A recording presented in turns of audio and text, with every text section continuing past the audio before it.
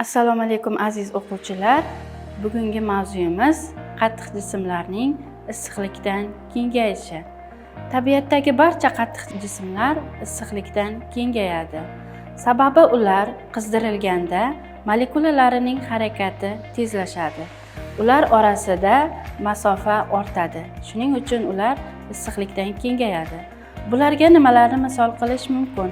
Misol uchun, temir yo'llardagi poyezdlarning relslari orasida bo'shliq qoldiriladi yoki bo'lmasa elektr uzatish liniyalaridagi simlar xuddi shunday issiqlikdan kengayganligi sababli uzunroq qilib olinadi. Yozda ular cho'ziladi, qishda torayadi va shunga o'xshash bir qancha misollarni keltirish mumkin. Hozir biz xuddi shu mavzu yuzasidan kichik bir tajriba o'tkazib ko'ramiz.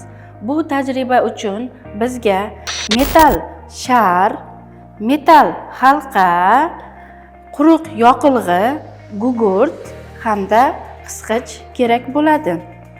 Mana ko'rib turibmiz, dastlabki holatida metal shar metal halqadan bemalol o'ta olyapti.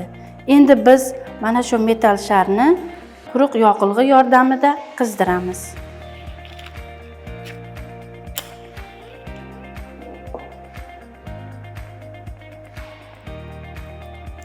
Metal sharning qizishini biroz kutamiz.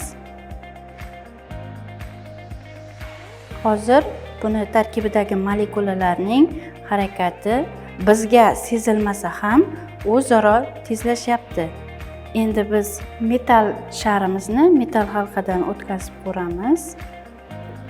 Mana aziz o'quvchilar, ko'rib turganingizdek, metal sharimiz issiqlikdan kengayganligi sababli dastlab o'tgan metal halqadan endi o'ta olmayapti.